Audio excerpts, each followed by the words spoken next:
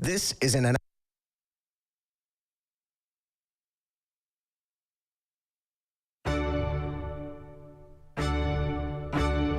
Welcome to the Westport Library. Today's program will begin momentarily.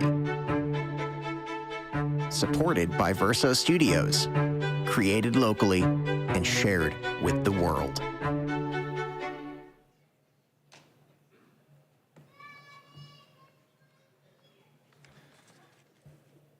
Good evening, everyone.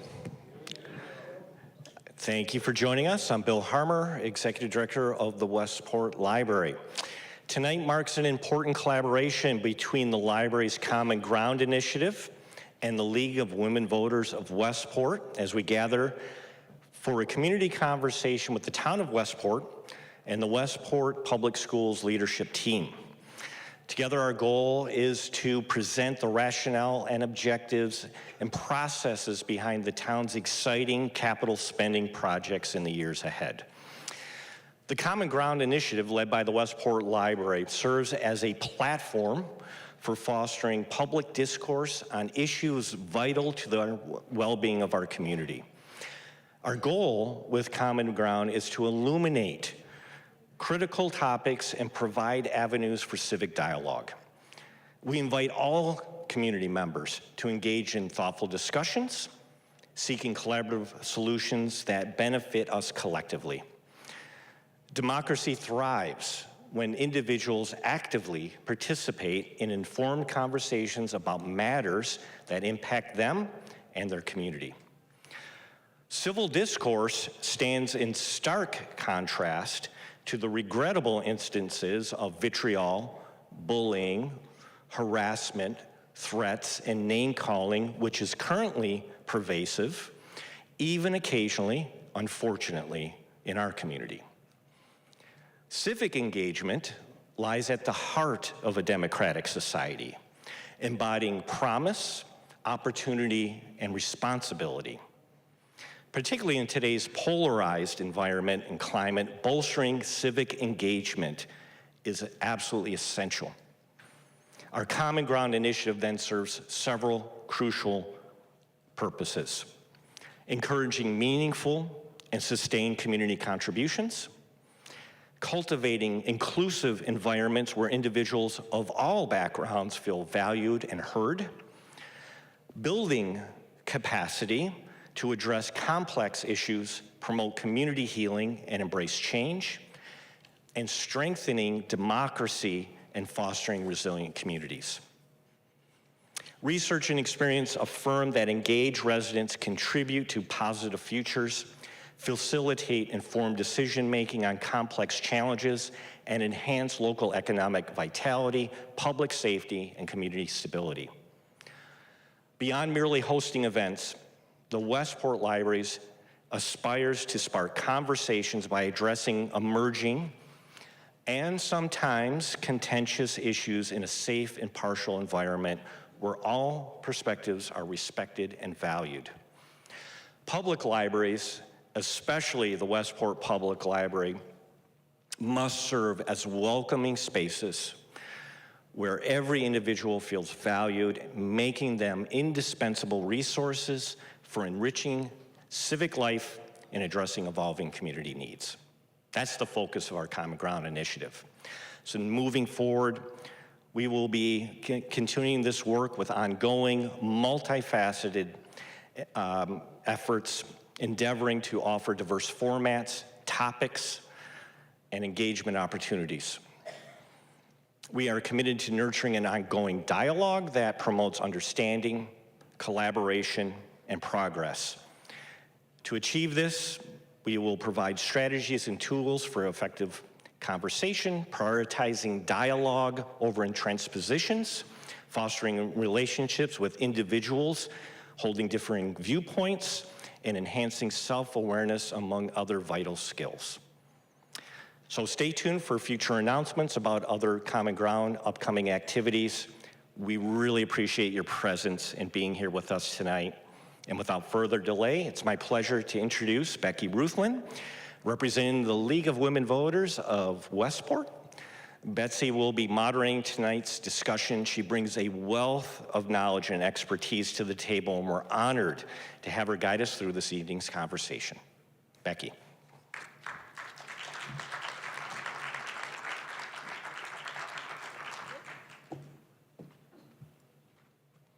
Good evening, and it is a good evening. And thank you, Bill, and the Westport Public Library for hosting us this evening and to give us this lovely venue where we can have a discussion about this very important topic.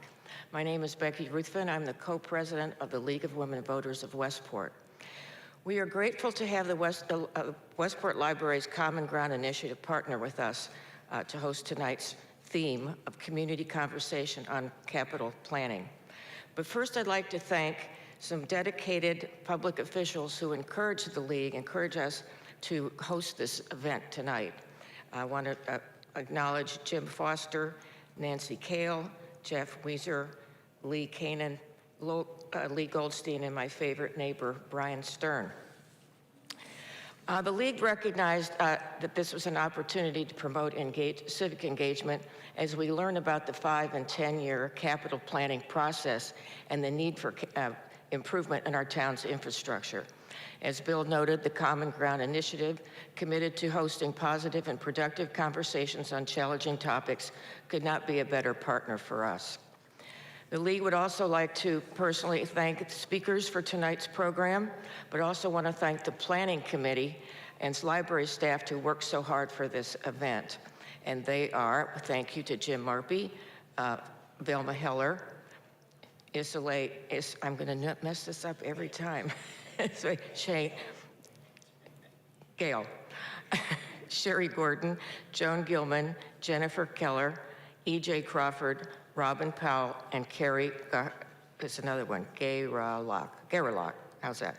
All right, a word about the League. We are a nonpartisan membership organization that promotes active and informed participation in government. We welcome all people who are interested in working on our democracy and improving it. And to that end, I put some materials on the table back there, and I will be back later in the evening to see if you have any questions. Now, back to why we're all here tonight. First of all, we're going to have, this is the agenda. We're going to have the first Velma Heller and Jim Marpy will just be discussing, give us a historical perspective, or as Jim says, walking down memory lane. Followed by Jen Tooker. We're honored to have her here tonight to talk about the town capital spending forecast. And then Tom Scarice will talk about the public school capital spending forecast. Now, after that, or during that time, we will take questions from the audience. You all have little 3x5 cards. And if you have a question you want to ask somebody on the panel, just wave your arm and people will come around and pick them up. And then there'll be another opportunity at the end when there's the Q&A, the panel at the very end. Okay. To start us off, Jim Marpy and Velma Heller, our leaders, have been involved in helping shape our town for decades. They're both very knowledgeable about Westport, of course. Jim, having been First Selectman, also serving on a member of the Board of Education, a member of Common Ground, a member of the Wise Men and the Rotary Clubs. I don't know when this guy sleeps, but anyway, that's not. Velma Heller knows Westport well also. She's the current chairwoman of the Parks Advisory Committee, former RTM moderator, and a former school administrator. All right, so I'll turn it over to you then, and we'll look forward to hearing about your perspectives.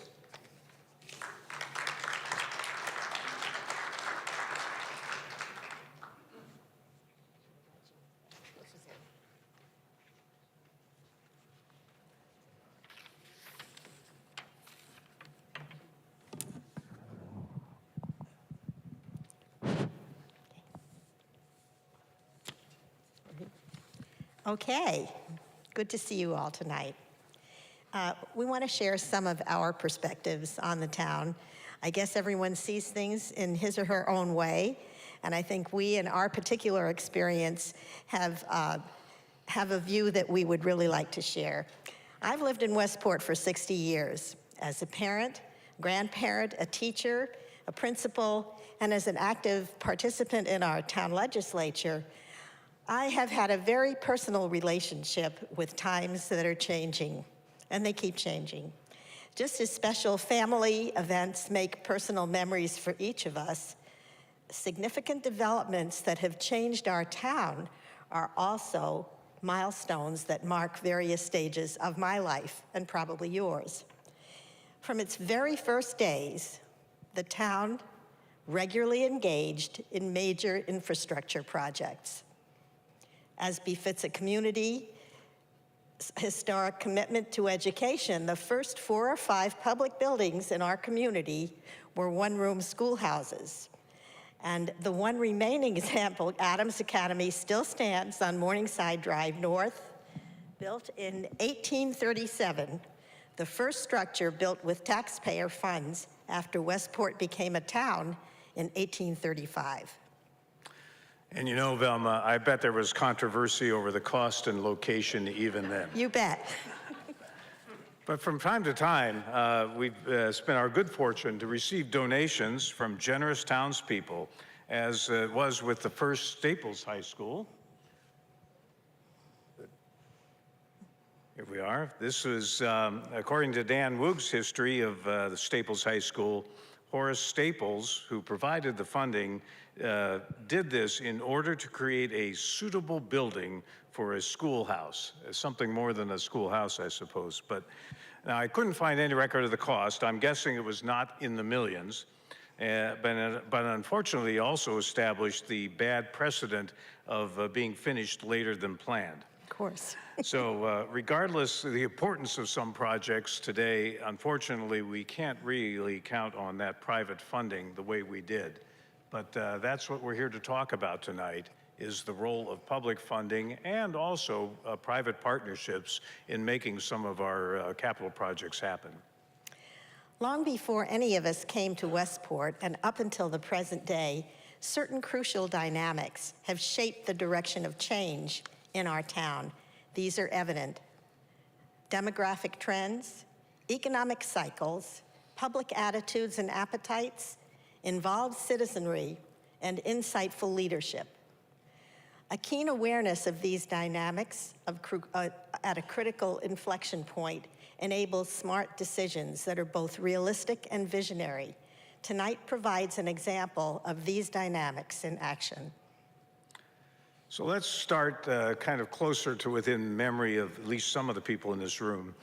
In the 60s, which for Westport was a decade of expansion with where the town was going through a transition from what was essentially a farming and somewhat self-contained community to a population that, while still only half the size of today, began to feel like the community we know now. So my favorite historic capital project spend that took place in that time was the purchase of Longshore Park. And I often reflect how challenging it must have been to purchase Longshore in the 60s.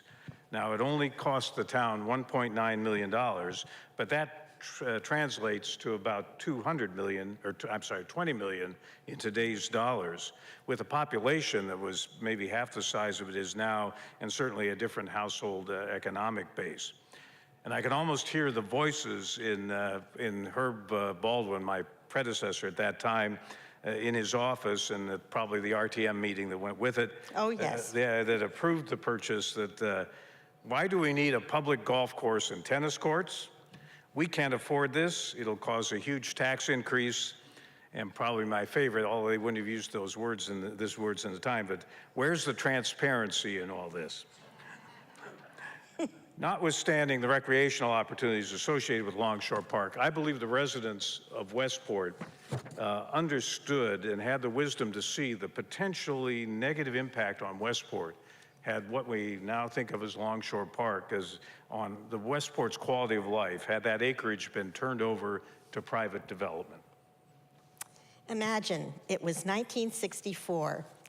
In our late 20s, our little family with 2 preschool boys moved to a town with its own municipal country club, a golf course, tennis, and a swimming pool, and the rest is history.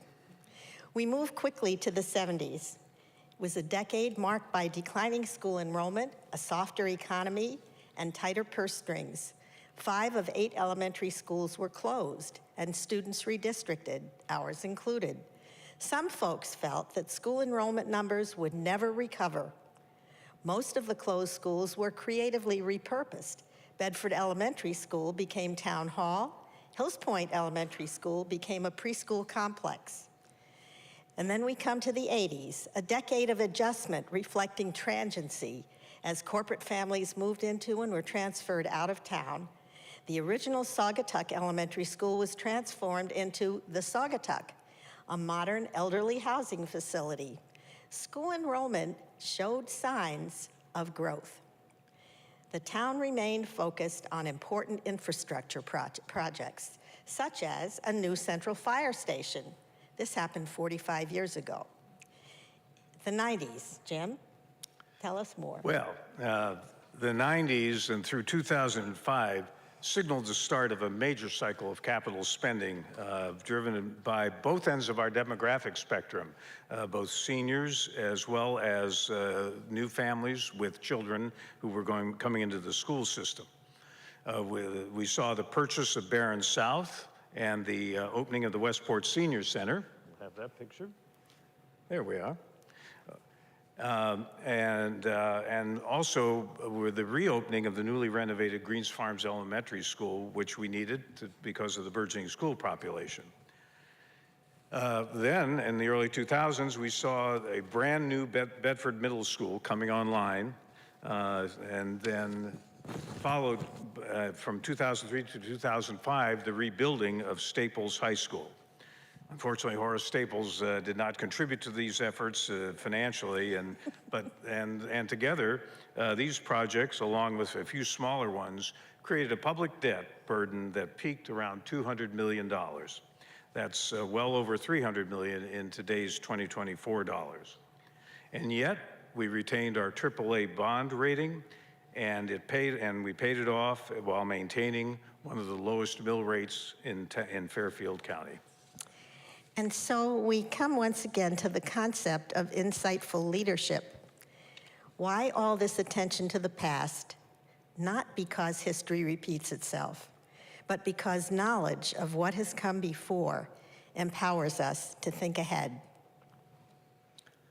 So, thank you, Velma. And tonight, to help us in the thinking, in this thinking, we'll be hearing from First Selectwoman Jen Tooker and Superintendent of Schools Tom Scarice regarding their vision of the major capital expenditures during the next 10 to 15 years.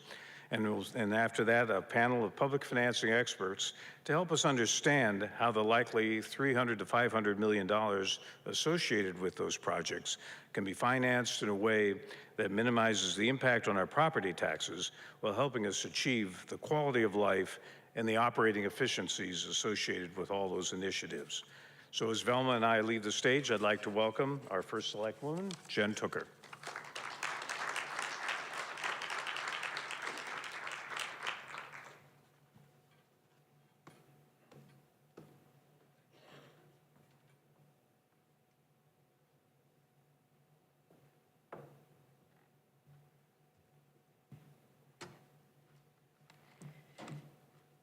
Thank you, Jim and Velma, for a wonderful history lesson. Some of that I knew and some of that I did not, and thoroughly enjoyed it. So thank you for setting up my comments so nicely.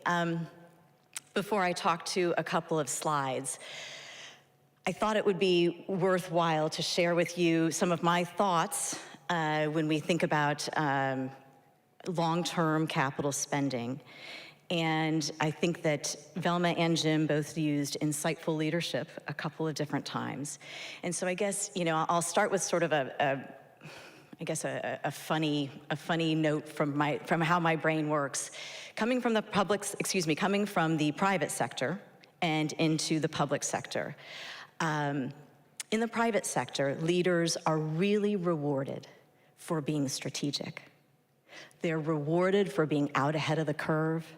They're rewarded for making sure they're first in a market, first to deliver product to their clients. That's what leaders are rewarded for in the private sector. In government, I would argue it's a little different. In government, if you're sort of out ahead, many times, especially when it comes to spending, you look a little bit like you're spending too much. You're spending on something we don't need. You're misunderstanding your constituency. And then if you wait too long and you start to spend when infrastructure is crumbled and past its due-by date, you're the leader that kicked the can down the road just one too many times. So in many ways, I think it's a heck of a lot easier to be a strategic leader in the private sector. And in this seat I sit in now, and I'm sure Tom would agree with me as well, you're kind of trying to make sure you thread that needle of not spending too quick and too out ahead of the game, as strategic as you may be, and not waiting till things are completely falling apart. So how do you walk that very narrow road? Because in the end of the day, we are spending your money, right? We're spending other people's money. And so along with that comes all sorts of emotions, and all sorts of opinions, and everything that we love about our democracy, and every reason why we're here tonight to be able to discuss these issues, even with our emotions and even with our opinions, but in a very respectful and dignified way. And so a couple of ways I think about on the town side, when I think about spending big dollars for the future. First, I look at the condition, not first, actually this is not going to be in order of priority because I don't particularly want to be quoted in order of priority. Prioritization is very murky in this world, but certainly we look at the condition of the asset, right? And is that asset, what purpose is that asset serving the public? What purpose is it serving today? And is it in the right condition and serving the right purpose for the future? Then, what sort of support do we have in the community to spend this kind of money on this asset? What are our residents, what are our business owners, what are the various stakeholders telling us? Also, of course, we have to think about, can we afford it? And I do want to take a pause on the can we afford it piece. I've been on record many, many, many times in the first 2 years of being in this job that I view our mill rate, in my mind, I view our mill rate needs to stay stable and consistent and competitive. So when I think about affordability, I have that goal for our mill rate in the back of my mind. Then, can we actually carry out a complicated project with the staff we have and the skill sets we have and the time available and the operational capabilities that we have? Can we actually pull off a complicated project? And then once we pull off a complicated project, from an ongoing operational standpoint, do we have the right skill sets in-house to maintain it and to ensure that it operates appropriately on a going forward basis and a long-term basis? And of course, we look at everything through a sustainability lens. What can we do with this asset? How can we structure this project to ensure that we get closer to our goal of net zero by 2050 as a community? And certainly being a wet coastal community, what sort of upgrades can we make in this project that would ensure resiliency from a flooding standpoint and flood mitigation work? It's incredibly important for a community like ours. So all of these priorities and all of these issues are sort of swirling in a brain when we think about long-term capital spending. And so maybe then I'll just move away from the kind of high level, what do we think about, how do I envision it, and kind of talk about 3 very specific projects that are probably on people's minds and certainly jump out on the paper from a numbers standpoint.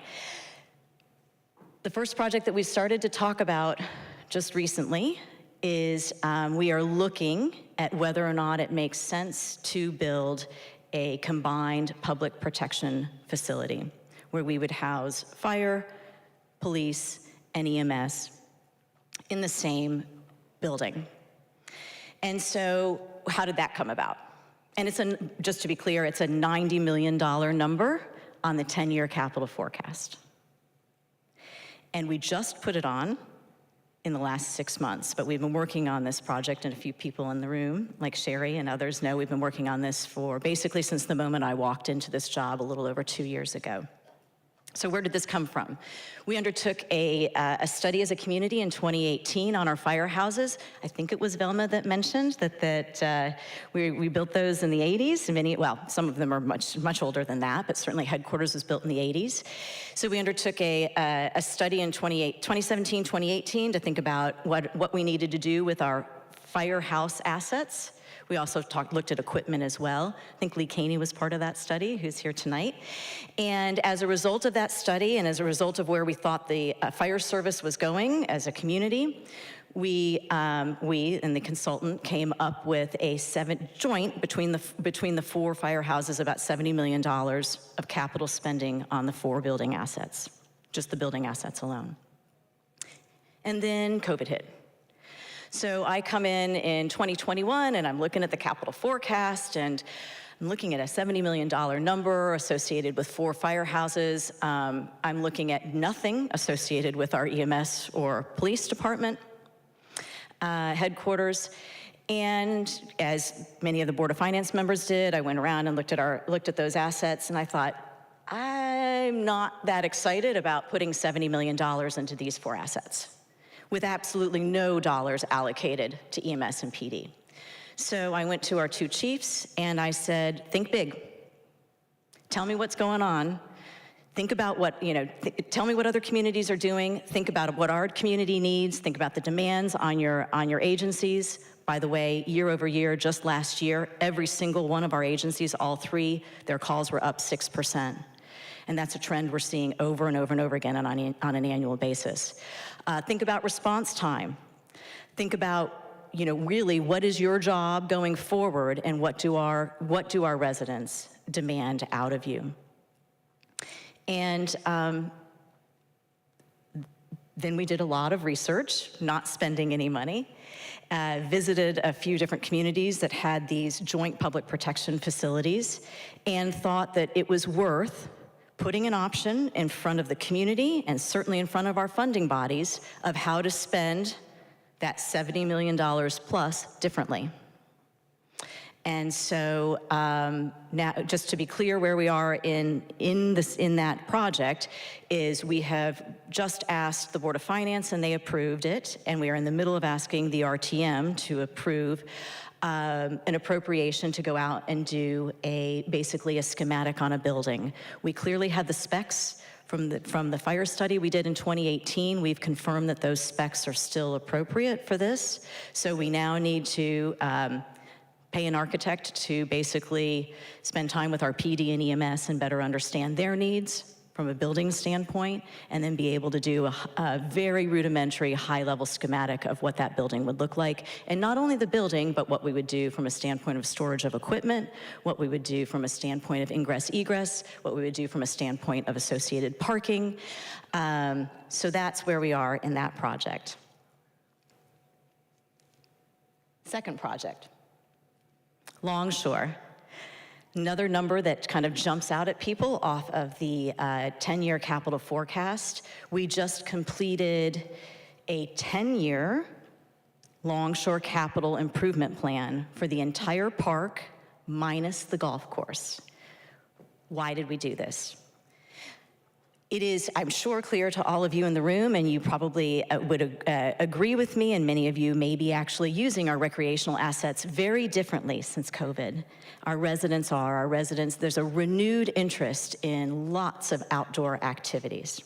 We also have a whole bunch, I didn't know what the right word was, but a lot of new residents.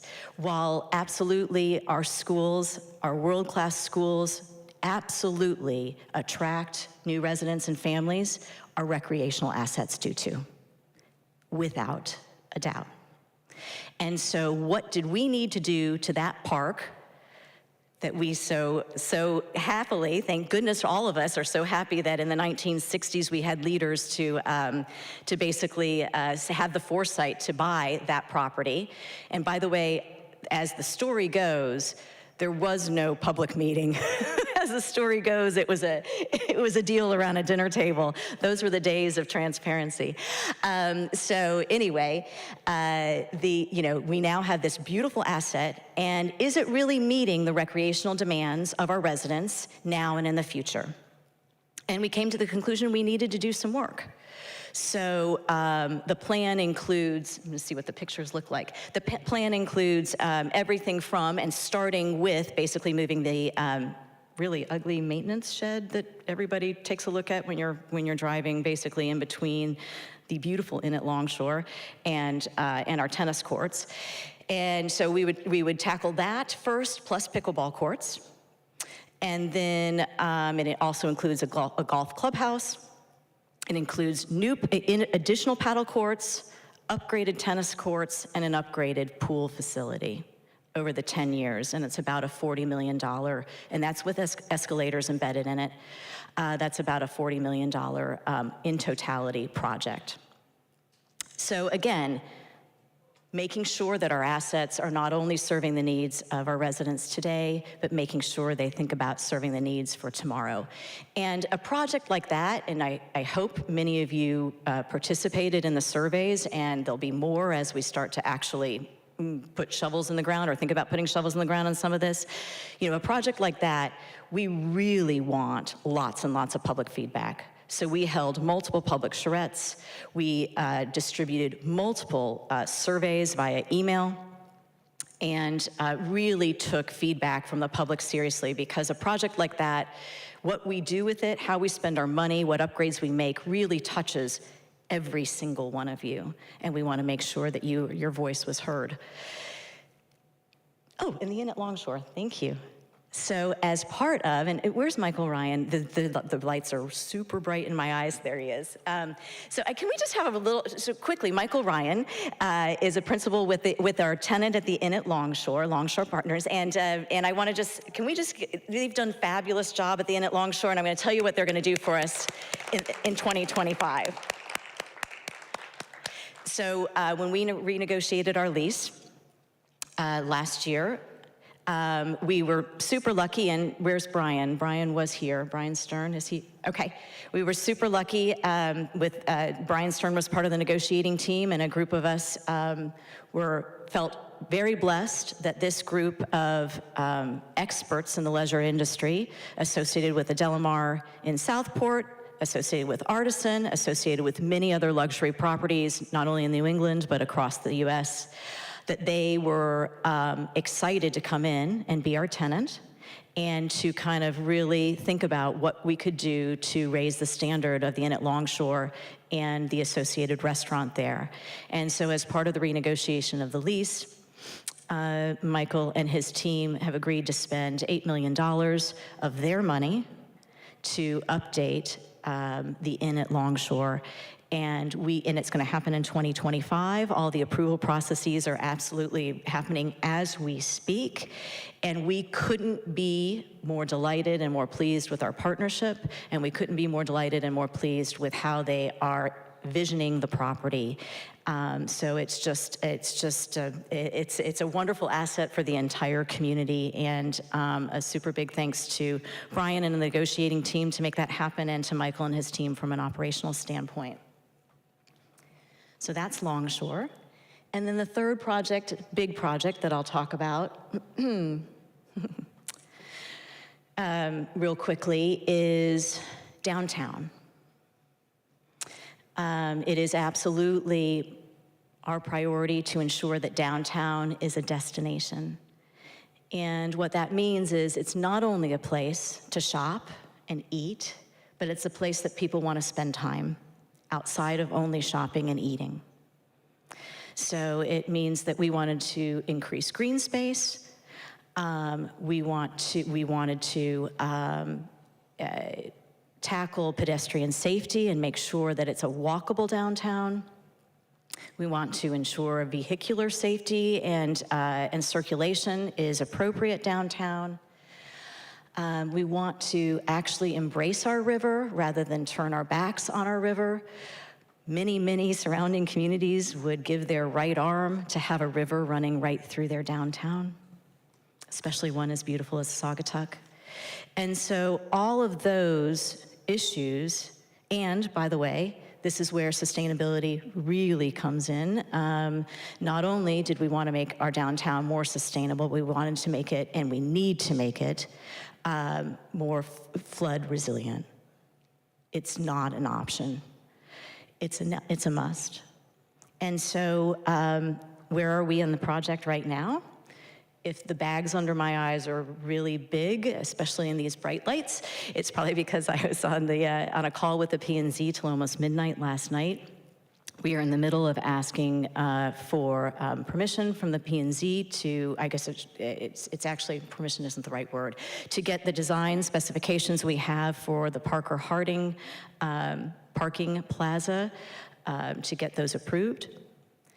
And then also running concurrently, we are in the middle of an appropriation process asking for money to do the design work for both Jessup, Green, Taylor Lot, and Imperial Lot. All while contemplating, will we not move the police station out of downtown? So that's part of the strategic conversation that's happening. That would obviously have a very big effect on parking and all sorts of other things.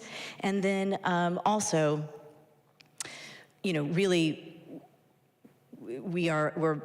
it's not associated necessarily with the cost of this project, but we, Candace, myself, and Andrea, as a Board of Selectwomen in August, approved a 3-hour parking enforcement, 3-hour parking enforcement in downtown. So we're in the middle of ramping that up, where all the spaces that used to be 1 and 2 hours become 3 hours, and then all other spaces remain all day. So bringing back in parking enforcement from pre-pandemic times. So all of this is in the mix from a standpoint of really trying to reshape downtown and ensure downtown remains a destination and is a destination, not only for our needs today, but for our needs going forward. So those are the 3, and again, this is a project that will touch every single Westporter. The Parker Harding design phase received lots of feedback, again, through in-person charrettes, as well as through online surveys, and anything we do with any design of any part of downtown going forward, the same process will be used, because just like Longshore, what we do downtown will affect every single one of you, and we want to make sure your voice is heard. So those are the 3 projects I just wanted to talk about. The rest of, so just real quickly, when we think about process around capital spending from the town side, we have a 10-year, by charter, we only need to provide a 5-year capital forecast, but we do have a 10-year capital forecast.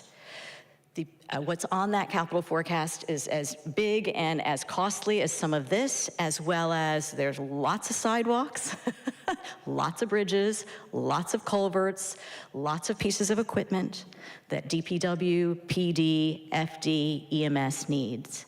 So we have all sorts of different moving pieces. I work very closely with the department heads to ensure I understand their needs.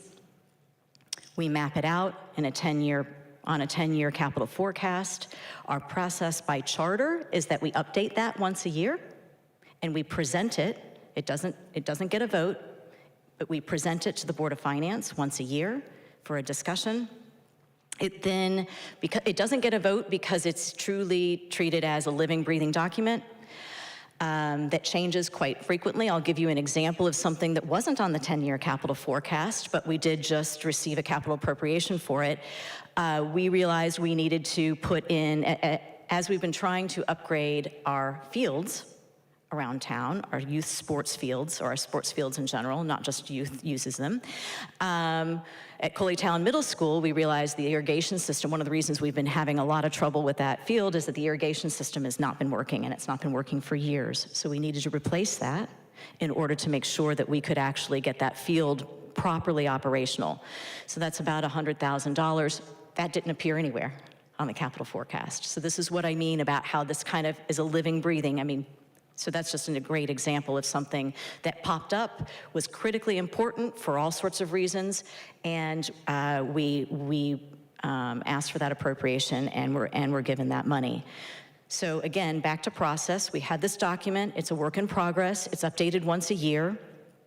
It guides our capital spending, but it is not mandatory that everything we spend is on that, and it's not mandatory that we spend every dollar on that.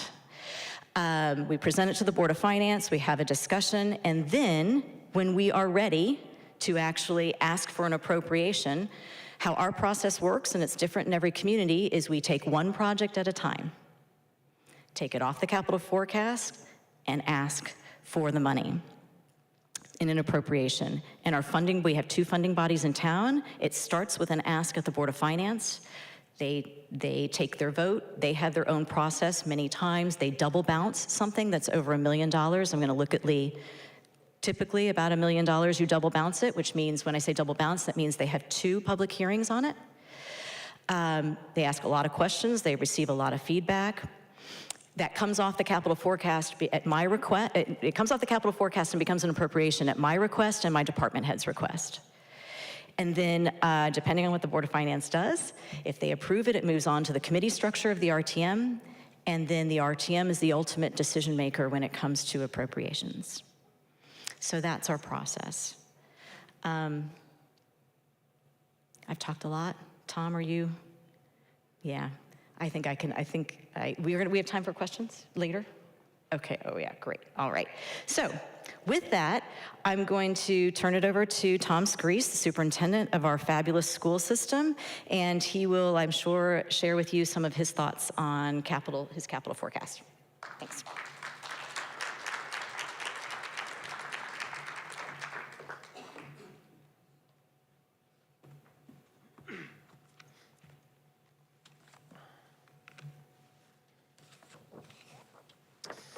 Good evening, and thank you. Thank you, Jim and Velma, for the history lesson.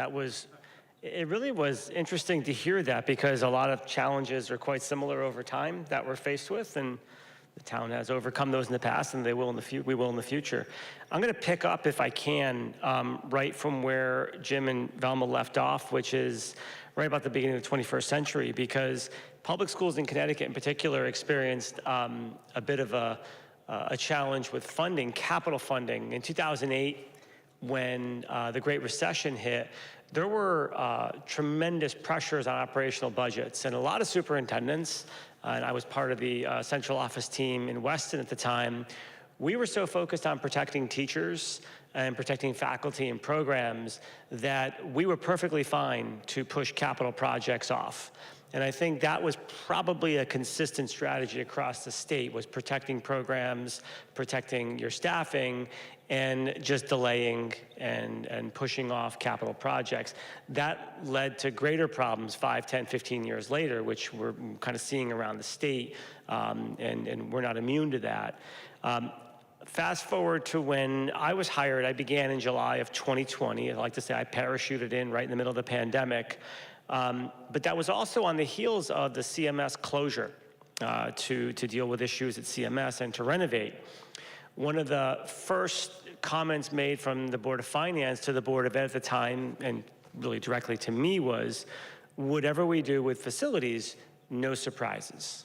Just please, no surprises. So CMS was clearly a surprise, no surprises. Took that to heart, obviously, and the Board of Ed was already ahead of the game, because I think part of the criteria in hiring a superintendent was, what strategy would you bring to the town when it comes to facilities? What actionable and sustained plan might you offer and kind of help build collaboratively with the town? There was a report that was done from Antonazzi and Associates, which had done an overview of the capital facility needs across the entire system. And that was used as a baseline. But what I had done was I had recommended to the Board of Ed that we needed to extend our bench a little bit, because we have an incredibly talented facilities department. We have maintainers that do work, licensed carpenters, licensed electricians. We have a great maintenance team that does that kind of work. But when it comes to capital work, we have a director of facilities and we have an administrative assistant.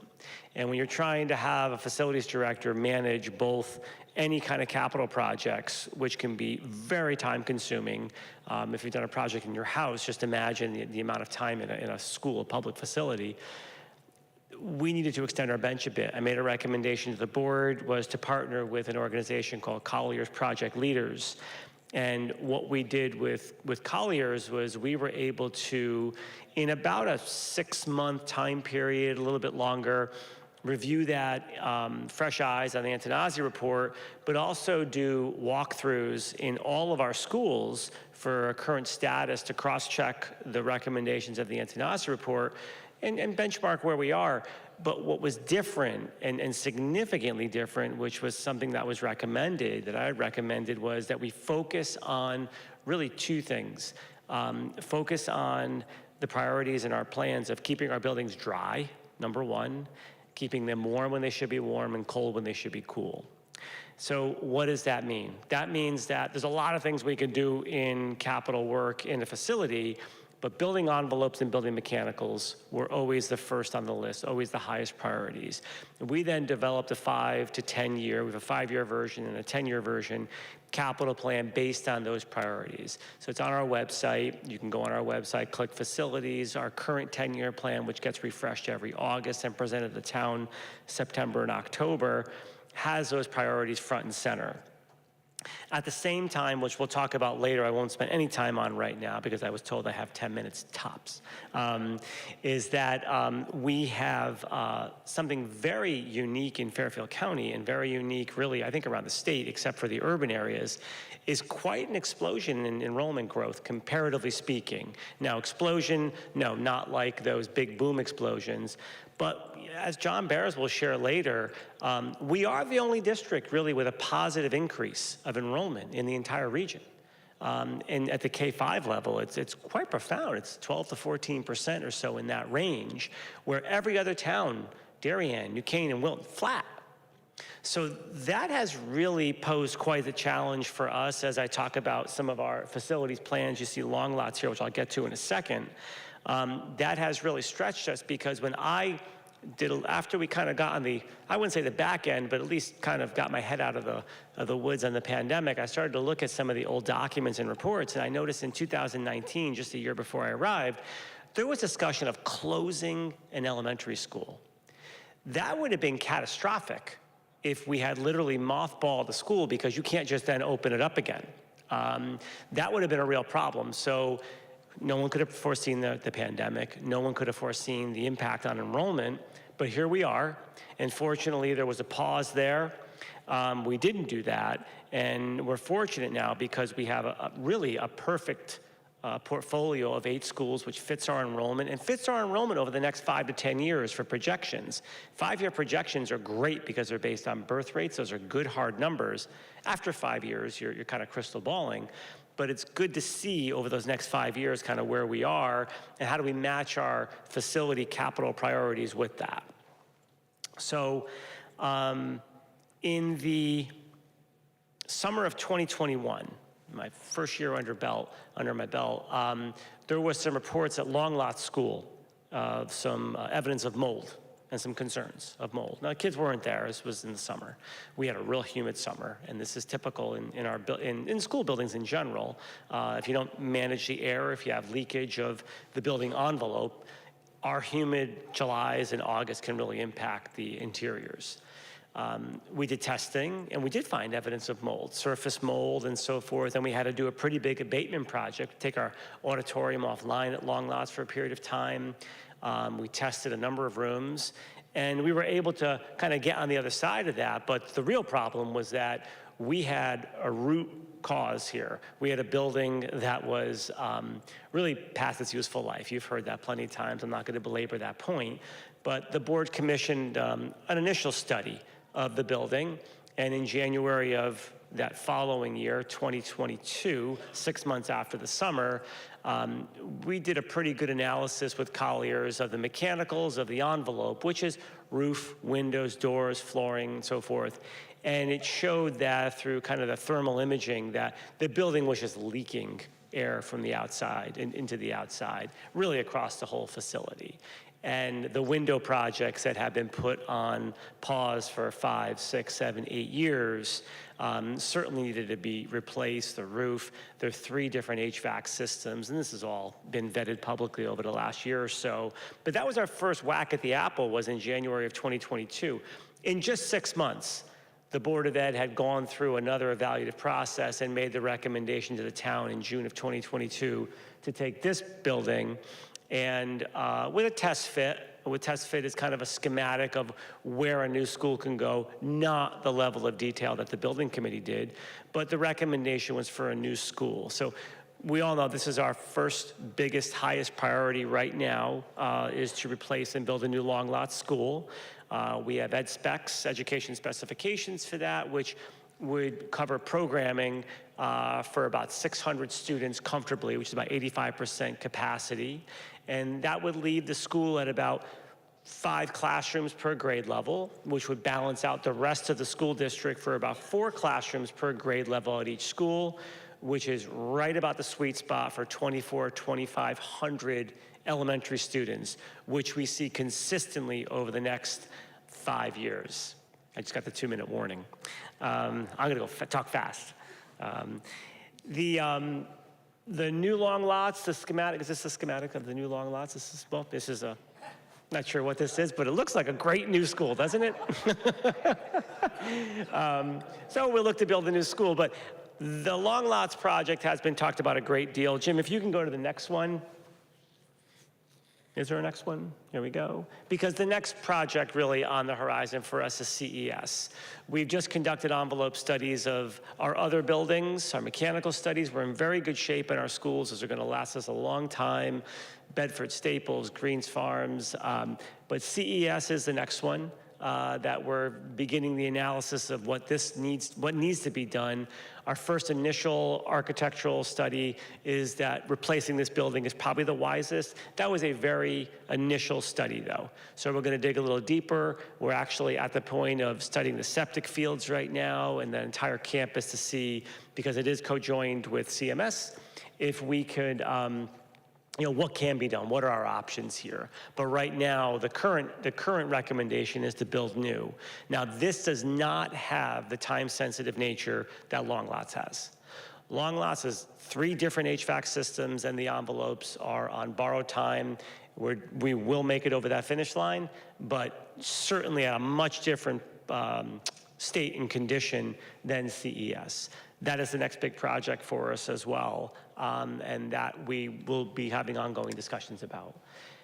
Overall, any other kind of detailed questions you may have, I encourage you to check out our website. We have a facilities page with our current 10-year plan that gets refreshed every August and presented to the community every October. I feel a big giant cane kind of pulling me off, so I'm gonna, I'll be back on the panel, I think, so, okay, thank you. Take a seat, okay. Any seat.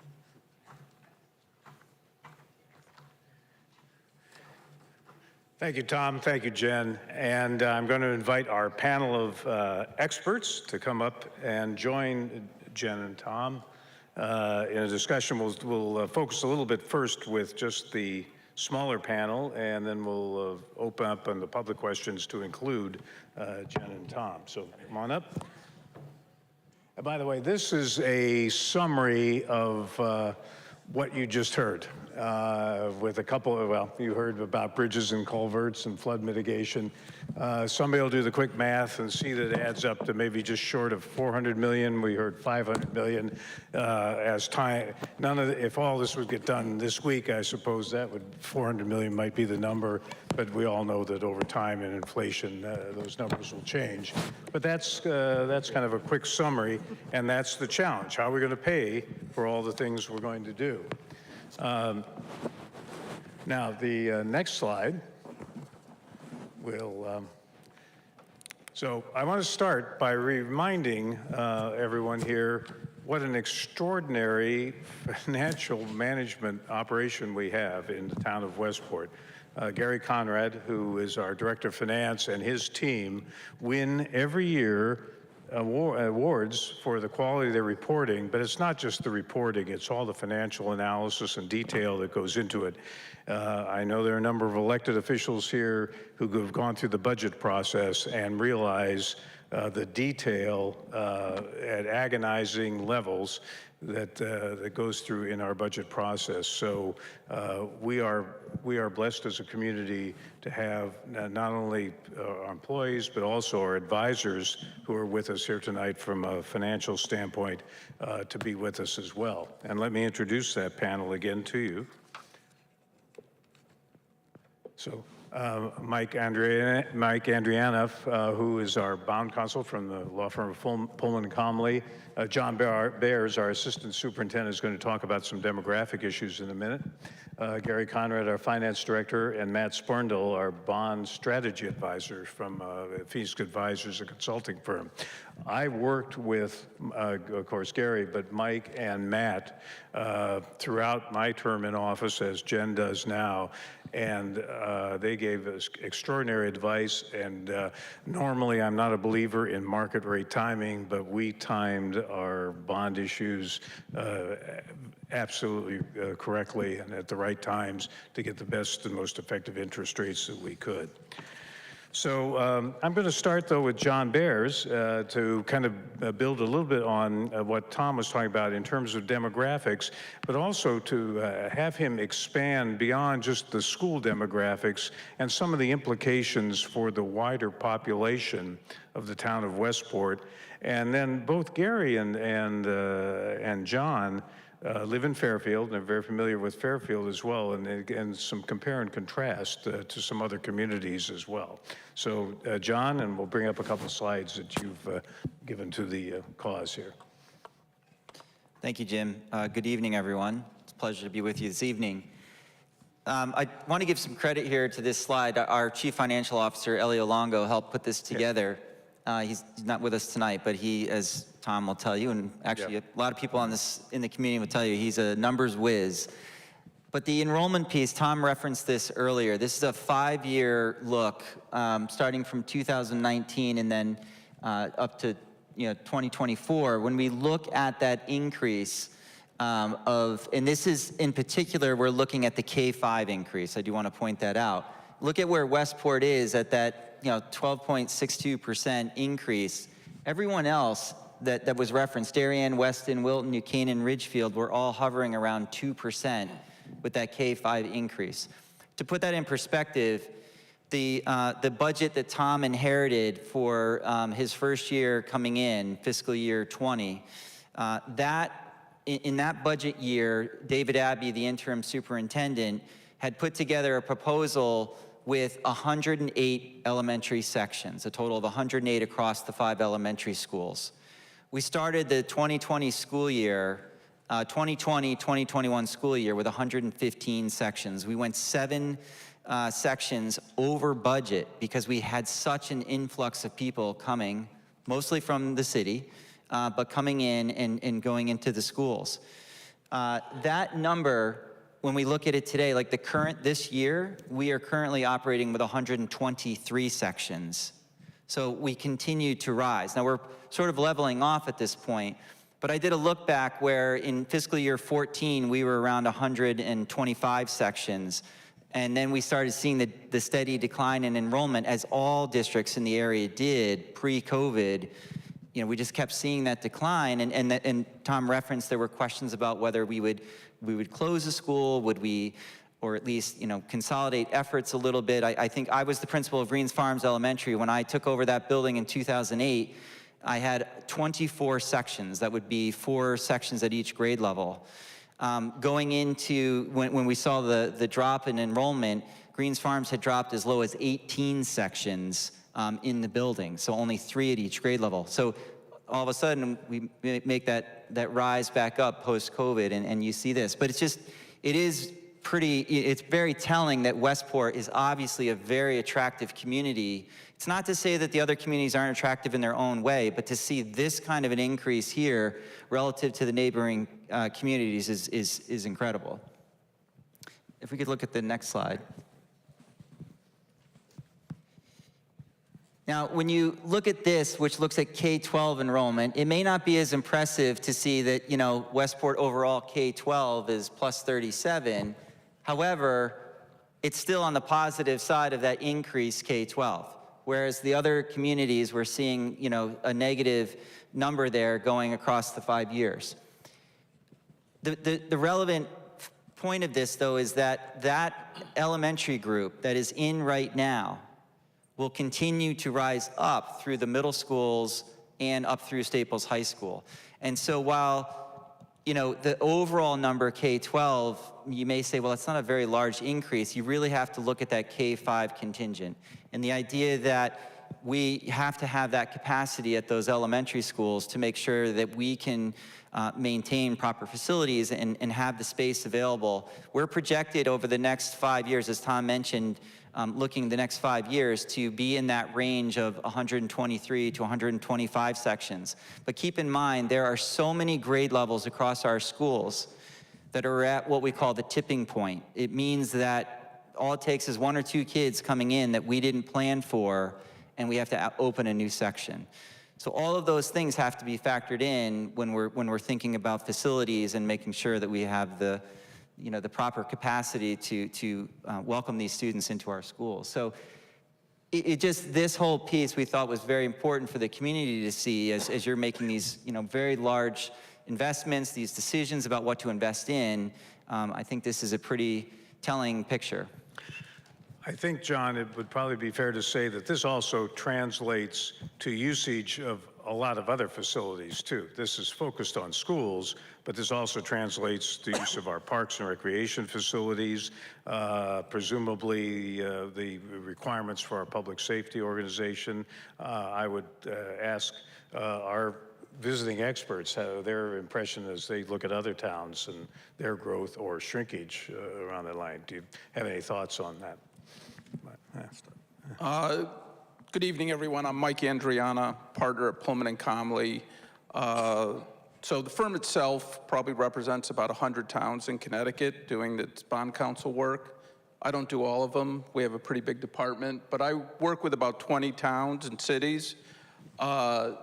This kind of school-age population growth, from what I've seen, is incredibly unique in Connecticut. And I represent a lot of towns outside of Fairfield County, and you have nothing like this at all. Nothing at all. And they're, you know, either flat or decreasing.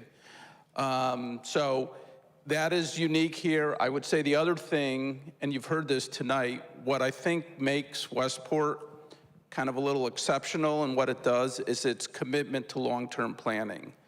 Talking about a 10-year capital plan is really kind of rare in the state. Most towns don't look out that far. There are some, but not many. Most towns, it's far more reactive. There's not the commitment to planning and thinking and looking about things like this. So that's a real plus. Matt, you want to? Yeah. Matt Spurndle, Phoenix Advisors. I've been working with the town as a financial advisor for about 22 years, surprisingly. But just to echo what Mike has discussed, we work with about 85 towns in Connecticut, which I work with about 45 of them, many of Fairfield County. And it really is unique for this population growth on the school age side. But we do see some outside of Fairfield County and communities that maybe haven't had done the infrastructure projects over the years, so they have some large issues coming up. And it really does come down to what the town is really doing now and has been doing for many years, but specifically when there's such a large amount of projects coming up, to really put in that extra planning to see how projects are gonna hit the budget and hit the debt service and what impact it is on the rating. So this is among the best planning that we see. I work with Fairfield. They have a lot of capital spending going on too. And it's pretty similar in terms of just really long-term looking ahead. Rating agencies really appreciate that because then they can understand what's coming down the pike. And I mean, the town's obviously doing all the right things now. So I'll stop there. Well, Mike, you opened the door, and thank you very much for the compliment on the long-range planning. Are there some other best practices that other communities, municipalities are using that maybe you've just not observed here that in your experience, boy, that was helpful, or that, gee, that's a great way to think about that. I think that might be of interest to our audience as well. Yeah, I'll be honest. I mean, there's nothing that really stands out that I see in other communities that Westport isn't doing. I mean, I have one community that issues just 10-year debt, but it saves on interest costs, but it really consolidates the principal payments. And it depends on what type of capital financing you're doing. Personally, I'm not a big fan of it because my thought is you're building 20, 30-year assets. Your debt should match kind of what the expected life of the assets is. So I don't know if that's different, but I don't know if it's better. There's really not a lot. I mean, what I see is that, and again, I'll say it's the planning. So many towns are so more reactionary, where, oh my God, something's happened. Now we got to figure it out. You guys are thinking about things 10 years in advance, which is fantastic. I anticipate we might get a question that says, what about something like a sinking fund where you contribute in advance of any spending? Do you see, I believe Greenwich uses an approach like that. I don't know if there are any other towns. I have a particular view, but I'd be interested in yours on that. Yeah, thanks, Jim. There's not many funds use a sinking fund in a traditional sense. There are a lot of communities that might use a capital non-recurring fund. They might have a which debt, we do. Which you do, of course, right. So I'm just saying just what the options really are. Capital non-recurring fund, maybe a debt service fund, even though it's not really supposed to be called that, but just things to help to offset, increases as they come and go from year to year. But in terms of like a sinking fund, it's really just money set aside for larger projects. We really don't see that because, I think the point would be, well, now the money's there, we should spend it, so things get a little bit convoluted in that regard. So we really don't see much of that at all. Okay. Gary, I guess I don't think the slide you sent to me today didn't make it to this, but can you talk about your outlook in terms of, oh, there it is, just like magic, just for the CPI. Talk a little bit about this. This goes back a number of years. That's 2001, I guess, is one. So if you talk a little bit about, this is the debt pattern that we've experienced and that we project based on the projects we've talked about here tonight. Right. Gary Conrad, Finance Director for the town. What you see there is those numbers should represent the years, but right around 8, 9, 10, and 11 is 2005 through 2007. That was the peak of the outstanding debt, which was about $195 million at those values of those days. That really relates about over $300 million of debt in today's dollars.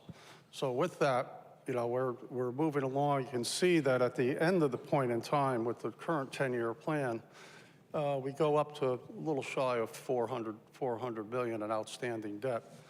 One of the things we saw back in the 2005, 2006 when we looked back at it, at that point in time, the interest rates were in anywhere from 4 to 5%. We haven't seen anything like that. In fact, in 2021, we did a debt issue for about 10 or 11 million dollars. And it came in at 1.6%, so that really makes a big impact on what your overall and total costs are going to be for debt. One of the other things we looked at is when you go back through the years and you take a look at the percentage of your debt payments, principal and interest, to your operating costs. Back in that time period when the schools were being built, they were running anywhere from 9.5% to 11% of the operating budget was going towards debt payments. And what we see as we go out to even the last year, which is 2033, that runs under 10%. We never go above 10% in any of those years. So the impact that it had back then was substantially more than it does today. I mean, the dollars are big. They're going to get into over $25 million in debt payments. Currently, this year, as we go into the 24 year, we're going to be paying down about $11 million in debt, and associated with that is about a little over $3 million of interest. So at that ratio, you're looking at 30% of the payment is going to be debt, is going to be interest. But one of the luxuries you do have is when you are issuing debt, you have quite a few things to do. You're allowed for the first 2 years just to pay interest on it, so you can that helps lower the payments if you have an escalating budget in the next 2 years. The other thing is, Matt can probably give you the real technicalities of it, that when you're doing debt, it's not like a mortgage. It's not, you're paying X dollars and, the amount towards principal is very minimal at the beginning, and it's larger at the end. We do it, you can, when you issue a bond, you cannot have a principal payment more than 150% of the smallest interest payment. What that does, it's really was geared, I think, towards the towns or the cities, that as an elected official said, I've got a couple of years, I'm going to get reelected again. Well, I'm going to make all the interest, I'm going to make all the principal payments after I'm out of office. So during that term, the payments are low, but then it comes back to bite you in the future years. So what we do is, because right now our debt's it's around a little over $11 million we're paying down this year. In 5 years from now, the debt payment on principal is about $6.5 million. So we're paying it down quickly. And it goes down very quick after that of the debt we have outstanding today. But when we see that, we can actually gear that as to try that smooth as possible, the additional debt you're taking on. And you can do that by adjusting how much principal you're paying in any particular year. And that's why we work with Matt, so he works on it for us. So I know you want to add anything to that. Oh, yeah, thanks, Gary. I'll just mention a couple of things. Well, to your point, there's rules and statutes and laws in place to prevent local government issuers of any size from kicking the can too far down the road. So to Gary's point, you could skip maybe a year or two of principal, but then you have to start paying it back. And you can't say, well, we're just gonna pay $100,000 a year for 20 years, and then the 21st year we're gonna pay $10 million. So those things are put in place to prevent that. And as the town has done for years, pretty much if it's a $20 million issue, we pay 20 years of $1 million equal installments, which is really kind of the most plain vanilla and most used structure for schools or any kind of municipal bonds in Connecticut. And it's viewed favorably from the rating agencies, because as you do that, as you go through time, naturally the principal falls down and you can add in new and you have some capacity. Now, we've heard some rather large numbers tonight with the public safety and with the Longshore Park and with the Board of Ed. And what's most important for me to note, because part of my job is to make sure that when we talk to Moody's or any rating agencies, to make sure that the credit quality of the town is the highest it can be, so that, and this is to people like Jim, to people like Jen, sitting in that seat, want to maintain the AAA rating. And, that's part of what we try to communicate to the rating agencies. So, they look at things like the debt and the structure, and we'll talk about, those things that are in the future, but it's important to note that, none of these things are going to happen overnight. So yes, the debt's going to go up over time, but projects take time, they get delayed, the grant funding comes in or federal money comes for something or another, and you kind of layer things in over time. And just based on what I've seen, again, working with the town as long as I have, and working with the rating agencies as much as I do, is the town is in just about the best shape you could possibly be in. And that's just not me saying that. That's 100% the truth relative to the other 12 Moody's AAAs in Connecticut. No concerns whatsoever. The debt is a concern. I think the debt, probably from your all standpoint, is impact on the mill rate and taxes, and as it should be, and as should be really the primary goal, of the folks sitting, in town hall. But then when you trickle that through to the rating, there's nothing that would give me any indication that there'd be any major concern, even with hearing these numbers, that the town, would have some kind of jeopardy with the AAA rating at this point. Everything else being equal, I want to say that. Everything else. Actually, one of the most pleasant conversations I would have roughly once a year, and Matt was usually a part of it, was with somebody from the rating agency, and basically selling Westport, which, as all of you know, you really don't have to sell Westport in terms of the quality of the community and the quality of our financial standing. I'm going to cede the microphone now to Joan Gilman.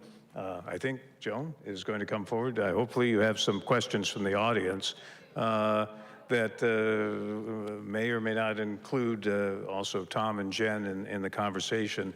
But I want to thank all of you for participating tonight, and hopefully this is building toward the kind of information that the town is looking for. Joan? Yeah. That's right. Yep.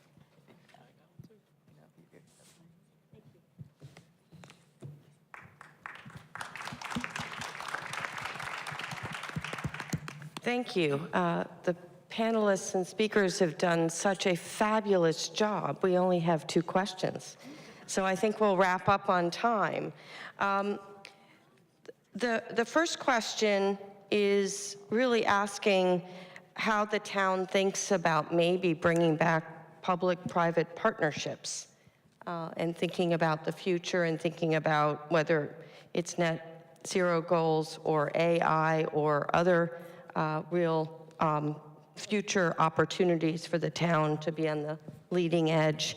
How do the panelists think about that? Are there any examples that we can tap into as a town as we think about these big projects? I'll start.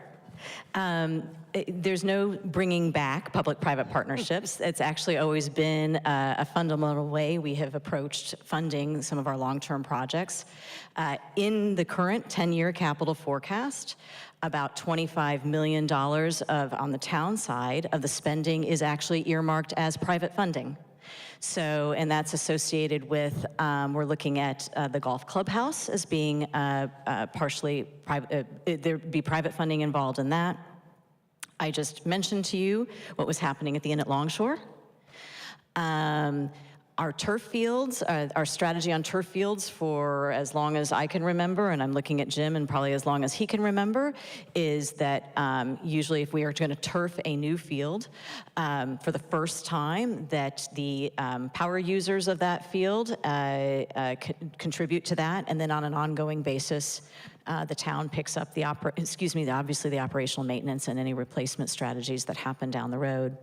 So I'm trying to think of what else in the capital forecast is earmarked as private funding. But yes, we are always looking at private funds. We would in downtown, in some of the work we're thinking about actually right here. Right here outside the library, we're talking about some private funding opportunities for sure. So we are always thinking about public-private partnerships when it comes to funding. And so just to take, just from a standpoint of some of your strategic conversation, questions around strategic issues, so not funding issues, but strategic issues. Okay, so we're pivoting. We're pivoting away from funding and onto other strategic issues. AI. We are with a few members of my leadership team a week right after Easter, the first week of April. I'm pulling together a group of a couple of, like I said, members of my leadership team to look at where would there be some low-hanging fruit in our town side operation where AI would be beneficial. And so we're looking at that literally as we speak. I think it's a week from Tuesday. So we'll get back to the community with ideas on that. As far as sustainability, I know that Joe is here in the audience. I saw her earlier. You know, I think that we are always looking, I mean, actually, on Long Lots, that Long Lots building, the new school building, it is a stated priority of mine and the building committee and the Board of Education that is an enhanced sustainable building. So really as sustainable as we can possibly make it.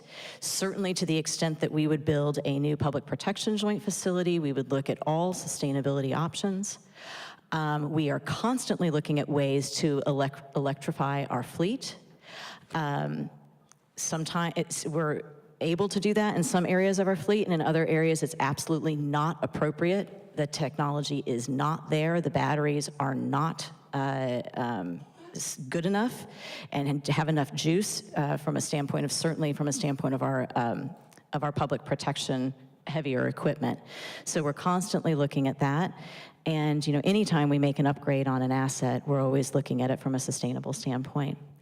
And maybe as while we're talking strategy, you didn't ask the question, Joan, but, you know, what we need to do as a community, not only are we known for our schools, not only are we known for our recreational assets, not only are we known for some really great retail and restaurants, but we need to look to the future from a standpoint of what we can build out as far as more economic, long-term sustainability.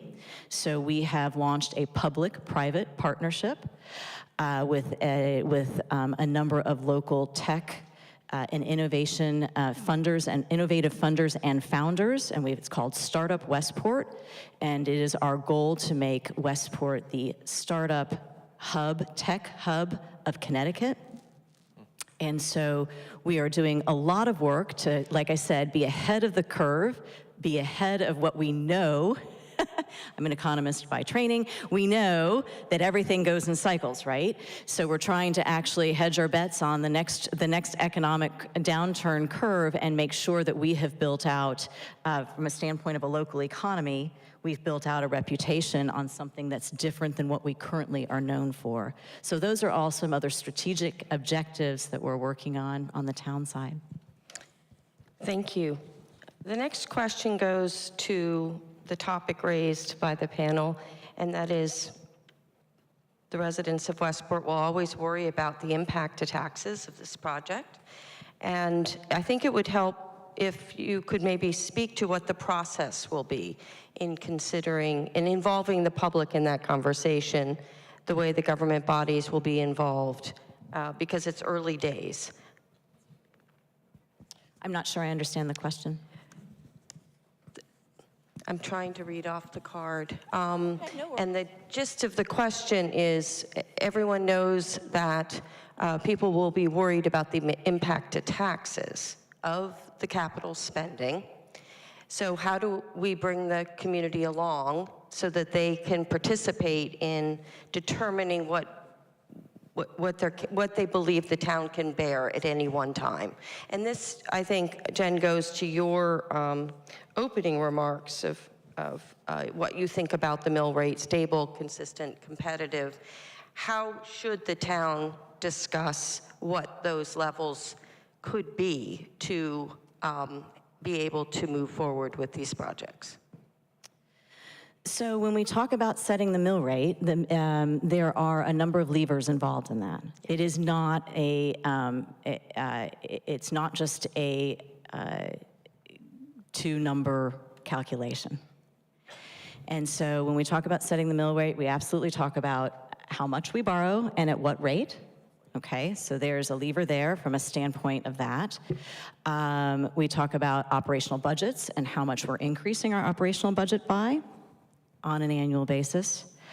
So there are, and then we also talk about where our reserves sit, and we have a policy. It's not mandatory, but we follow it pretty religiously. We have a policy to ensure that our reserves sit between 9 and 11%. And so there is kind of a lever there as well.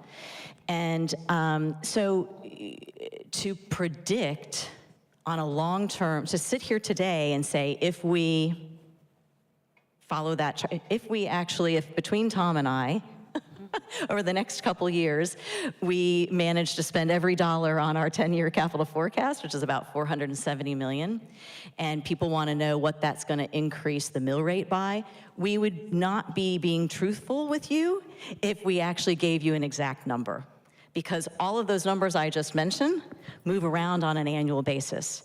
And the delta, and when you're actually making projections on what you're going to borrow money at from 3 years from now, 5 years from now, 7 years from now, what an operational budget increase looks like 3, 5, 7 years from now. I not to put Tom on the spot, but I don't think anybody, including Tom and John, thought they were going to be asking for an almost 8% operational budget increase this year. So those are the kinds of numbers that can throw off any sort of projection.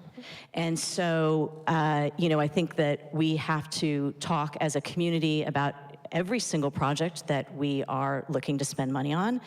We have to put it under very rigorous, financial scrutiny, and the Board of Finance does that. And then, we can talk about a mill rate change in that particular year, but even again, that's going to be a projection that up until the kind of last few, we also have projections on what our tax revenue is. Oh gosh, the biggest thing. I'm sorry. The biggest probably delta in all of these projections is what's going to happen to the grand list and the increase in the grand list, and what's going to happen to, on a much smaller basis, our non-tax revenues. Fees and all the fees that we collect, when you pay Parks and Rec, when you pay a conveyance tax, when you pay, all that is sort of embedded in our numbers as well, and in setting the mill rate. So there are a lot of moving pieces. So when somebody tries to give you an exact number, if we put, long lots is going to cost us a 4% mill rate increase, they're not. That's really not sharing an exact number. It's very speculative. Thank you. At the last minute, some wonderful questions were submitted, but we are over time.